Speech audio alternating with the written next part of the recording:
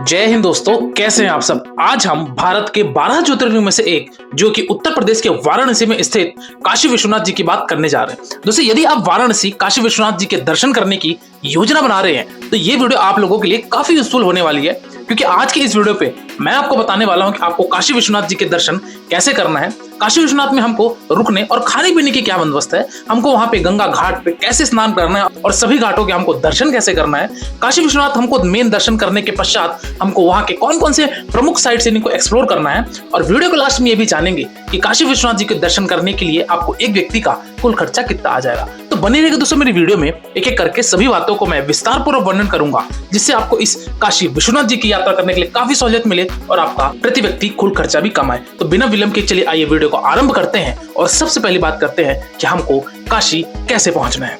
दोस्तों, काशी यानी कि वाराणसी आपको पहुंचने के लिए बेसिकली दो मेजर ऑप्शन आते हैं। पहले ऑप्शन की अगर मैं बात करूं दोस्तों, तो वो है आपका यहाँ का वाराणसी जंक्शन रेलवे स्टेशन। यहाँ पे देश के प्रमुख शहरों से, प्रमुख राज्यों से आपको वेल कनेक्टिविटी देखने को मिलेगी ट्रेनों की, और आप वाराणसी जंक्शन उतर के आप काशी विश्वनाथ जी के दर्शन कर सकते हैं। वही वाराणसी में एक और दूसरा नया स्टेशन जिसको मंडुआडीह रेलवे स्टेशन के नाम से पहले जाना जाता था, वर्तमान समय में इसका नाम बनारस रख दिया गया है। तो यहाँ पे भी बहुत सारी ट्रेनों का परिचालन होता है, तो यहाँ भी आप आकर आप काशी विश्वनाथ जी के दर्शन कर सकते हैं। तो ये तो था दोस्तों आपका पहला ऑप्शन यानी कि बाय ट्रेन का।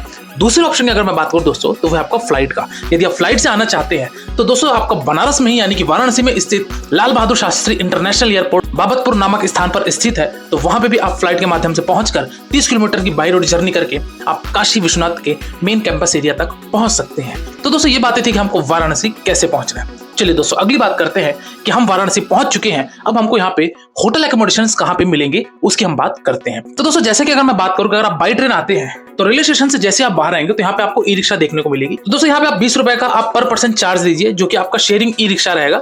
ई रिक्शा वाले, ऑटो वाले आपको ढेर सारे वाराणसी जंक्शन रेलवे स्टेशन के बाहर देखने को मिलेंगे, जो कि वो आपको ड्रॉप करेंगे गोदोलिया चौक पर। दोस्तों गोदोलिया चौक वो स्थान है जो कि काशी विश्वनाथ जी का मेन स्थान पर आपका ये मेन चौराहा कहा जाता है। तो आप गोदोलिया चौक आ जाइए और गोदोलिया में ही अपना होटल एकोमोडेशन ले सकते हैं, जो कि काशी विश्वनाथ टेम्पल से लगभग 1 किलोमीटर की दूरी पर स्थित है। और आप काशी विश्वनाथ जी के पास में एक सबसे प्रमुख घाट है जिसको बोला जाता है दशाश्वमेध घाट।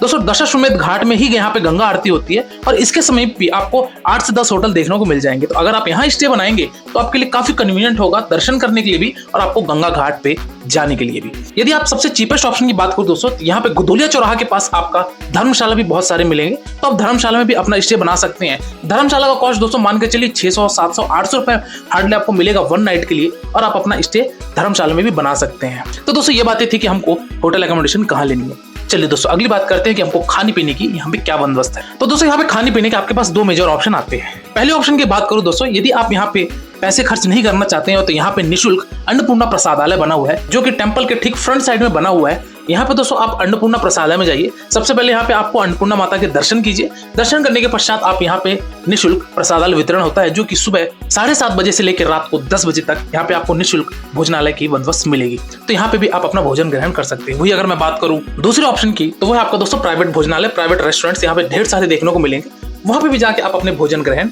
कर सकते हैं। आपको रीजनेबल प्राइस में 100 रुपए से 150 रुपए में आपको भरपेट थाली आपको इजीली अवेलेबल हो जाएगी। चलिए दोस्तों अगली और प्रमुख बात करते हैं कि अब हमको काशी विश्वनाथ जी के दर्शन कैसे करना है।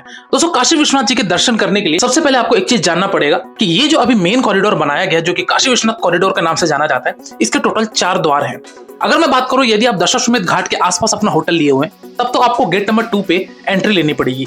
गेट नंबर 2 दोस्तों यहाँ से आप एंट्री लेंगे और आपको 500 मीटर लगभग गलियों में पैदल चलना पड़ेगा और डायरेक्टली आप लाइन में लग जाएंगे काशी विश्वनाथ जी के। वही अगर मैं बात करूं कि यदि आप गोदोलिया चौराहा के आसपास अपना स्टे लिए हुए हैं तो दोस्तों आप गेट नंबर 4 से भी प्रवेश कर सकते हैं और यहाँ से भी एंट्री लेके आप महादेव के दर्शन कर सकते हैं। दोस्तों टेंपल में प्रवेश करने के लिए आपको किसी भी तरीके का मोबाइल कैमरे ले जाने नहीं दिया जाएगा। तो उसके लिए दोस्तों यहाँ पे निःशुल्क लॉकर बने हुए हैं, जूते चप्पल का भी यहाँ पे निःशुल्क काउंटर बने हुए, वहां पे आप रख दीजिए और यहाँ पे आप दूध लेके या फिर गंगा जल लेके आप लोटे में लेके आप महादेव के हर हर महादेव कहते हुए आप मंदिर प्रांगण में लाइन में लगिए और अपने दर्शन आने का इंतजार कीजिए। आप अगर सीजन में आए हुए हैं दोस्तों, यानी कि सावन के महीने में या फिर अगर आप महाशिवरात्रि में आए हुए तब तो आपको भीड़ का ज्यादा सामना करना पड़ेगा, यानी कि आप मान के चलिए आपको 2 से 3 घंटे भी दर्शन में लग सकते हैं। लेकिन अगर आप ऑफ सीजन में आए हुए हैं, यानी किसी मेन पर्व में आप नहीं आए हुए हैं, तो मान के चलिए आपका अधिक से अधिक आधे घंटे में आपके महादेव के दर्शन हो जाएंगे, यानी कि हमारे काशी विश्वनाथ जी के दर्शन हो जाएंगे। तो आप जैसे ही आप मंदिर प्रांगण में प्रवेश करेंगे तो आपको कॉरिडोर के अंदर पहुंचेंगे और वहां से आप जल अर्पण करेंगे और हर हर महादेव कहते हुए आप भोलेनाथ से आशीर्वाद प्राप्त कीजिए और मंदिर प्रांगण से बाहर आ जाइए। दोस्तों यहाँ पे एक चीज और बताना चाहूंगा कि यदि आप लाइन में नहीं लगना चाहते हैं और आप शीघ्र दर्शन करना चाहते हैं तो यहाँ पे दोस्तों आपको 300 रुपए की एक वीआईपी टिकट भी मिलती है। वो 300 रुपए की वीआईपी टिकट भी लेकर तो आप डायरेक्टली मंदिर में प्रवेश करके आप महादेव के दर्शन कर सकते हैं। तो दोस्तों जैसे आप महादेव के दर्शन करेंगे तो आपको मंदिर में यहाँ पे महाभोग लगा प्रसाद मिलेगा जिसको लड्डू के तौर पे दिया जाता है। तो यहाँ पे दोस्तों आपको 50 रुपए, 100 रुपए, 200 रुपए हर एक प्रकार के अलग अलग पैकेट्स हैं। तो यहाँ से आप भोग लगा प्रसाद भी महादेव का अपने घरों के लिए ले जा सकते हैं। चलिए दोस्तों अगली बात करते हैं कि अगर आप शाम के वक्त में कैंपस में आना चाहते हैं यानी कि जो मेन कॉरिडोर है यहाँ पे अगर कुछ समय बिताना चाहते हैं तो आप अवश्य आइएगा, क्योंकि यहाँ पे रात के वक्त में यहाँ पे लाइटनिंग होती है गंगा घाट के किनारे जो कि ललिता घाट के समीप बना हुआ है। हालांकि दोस्तों जो मेन कॉरिडोर का जो मेन एंट्री गेट है उसको गेट नंबर 1 के नाम से जाना जाता है, जो कि काफी बड़ा प्रांगण है। यहाँ से आप कुछ सीढ़ियों चढ़ेंगे ऊपर चढ़ने के पश्चात आपको एक विशाल गेट दिखेगा। इस विशाल गेट से आप डायरेक्टली देखेंगे तो हमारे भोलेनाथ का टेम्पल यानी कि काशी विश्वनाथ जी का यहाँ से आप दर्शन प्राप्त कर सकते हैं दूर से भी। यहाँ पे रात के वक्त में लाइटनिंग की जाती है जो कि काफी बेहद खूबसूरत दृश्य हो जाता है। तो यहाँ पे भी आप कुछ समय आकर बिताइए और इसके पश्चात आप चल पड़ी अपने गंगा आरती के लिए जो कि दशाश्वमेध घाट पे भव्य रूप में होती है। दोस्तों शाम के वक्त में यहाँ पे देख सकते हैं कि बहुत ज्यादा यहाँ पे श्रद्धालु यहाँ पे गंगा आरती में सम्मिलित होने के लिए पहले से ही लाइन लगा के बैठे हुए हैं। तो यहाँ पे आप अपना समय दीजिए और आधे घंटे से 40 मिनट की ये आरती होती है जो कि बहुत ही शानदार आरती होती है। इस आरती में सम्मिलित हुई हर हर गंगे कहते हुए आरती से सम्मिलित होकर आप अपने अपने होटल के लिए प्रस्थान कीजिए और उस रात आप विश्राम कीजिए। तो दोस्तों डे नंबर 1 का प्रोग्राम आपका ये था। वही मैं बात करूं डे नंबर 2 में, तो डे नंबर 2 में दोस्तों आप वाराणसी के आसपास जितने भी दर्शनीय स्थल हैं उनके दर्शन करेंगे और आप शाम के वक्त अपनी वापसी ले सकते हैं। कुल मिलाकर ये कहना चाहिए कि आप काशी विश्वनाथ के 1 नाइट 2 डेज की ट्रिप आराम से बना सकते हैं और आप अपनी अपनी वापसी ले सकते हैं। अगर मैं डे नंबर 2 की बात करूं दोस्तों तो आप गंगा घाट में स्नान करके सबसे पहले आप यहाँ पे घाट दर्शन कीजिए। घाट दर्शन का मतलब ये दोस्तों कि यहाँ पे टोटल 40 घाट आपको घुमाया जाता है। हालांकि वाराणसी में दोस्तों 84 घाट है, लेकिन सभी घाट को नहीं, अगर आप प्रमुख 40 घाट भी घूम लेते हैं तो काफी एक ये अनोखा एक्सपीरियंस होगा, क्योंकि यहाँ पे बोट के द्वारा आपको घुमाया जाता है। 200 रुपए दोस्तों प्रति व्यक्ति का चार्ज होता है और यहाँ पे आपको मणिकर्णिका घाट से लेके आपको हरिश्चंद्र घाट तक घुमाया जाता है। दोस्तों टोटल 40 घाट को घूमने में लगभग आधे घंटे से 40 मिनट का समय लगता है और आप इस तरीके से एक एक करके घाट देखते जाएंगे। अनेक घाट यहाँ पे आपको देखने को मिलेंगे और अंत में हरिश्चंद्र घाट से आप वापस आ जाएंगे। तो इस तरीके से दोस्तों आप बोट के द्वारा इस 40 घाट को भी घूम सकते हैं। आप वापस दशाश्वमेध घाट पे उतरिए और बढ़ चलिए अपने लोकल साइट सीइंग की तरफ कि हमको काशी वाराणसी में कौन कौन से दर्शनीय स्थल करने हैं। सबसे पहले अगर मैं दर्शनीय स्थल की बात करूं दोस्तों तो वो है आपका यहाँ पे काल भैरव मंदिर। कहा जाता है दोस्तों कि काशी विश्वनाथ जी के दर्शन करने के बाद काल भैरव जी के दर्शन अवश्य कीजिए, अदरवाइज आपकी यात्रा अधूरी मानी जाती है। तो दोस्तों काल भैरव मंदिर जाने के लिए गेट नंबर 4 के सामने से आपको ई रिक्शा मिलेंगे जो कि 20 रुपए प्रति व्यक्ति के हिसाब से सवारी में पैसा लेंगे और आपको काल भैरव टेम्पल के पास छोड़ देंगे। आपको काल भैरव जाने के लिए दोस्तों लगभग 500 मीटर पैदल चलना पड़ेगा, क्योंकि आपको तंग गलियों से गुजर के पहुंचेंगे आप काल भैरव। यहाँ पे लाइन थोड़ी सी लंबी होती है, लेकिन फिर भी मान के चलिए कि आधे से 1 घंटे में दर्शन यहाँ भी हो जाएंगे और आप काल भैरव जी के दर्शन करने के पश्चात आप बढ़ चलिए अपने अगले साइड सीइंग की तरफ जो कि रहेगा आपका विशालाक्षी मंदिर। दोस्तों विशालाक्षी मंदिर हालांकि काशी विश्वनाथ टेम्पल से लगभग 300 मीटर की दूरी पे स्थित है। इस विशालाक्षी मंदिर जाने के लिए दोस्तों यहाँ पे आपको ई रिक्शा ऑटो करने की आवश्यकता नहीं है, क्योंकि ये भी आपको तंग गलियों से गुजर के पहुंचेंगे आप विशालाक्षी माता जी के मंदिर जो कि 108 शक्ति पीठों में से एक ये माता जी का मंदिर है। यहाँ पे आप जाइए, दर्शन कीजिए, जय माता दी कहते हुए अब आप बढ़ चलिए अपने सिटी टूर की तरफ कि अब हमको कौन कौन से सिटी टूर करने हैं।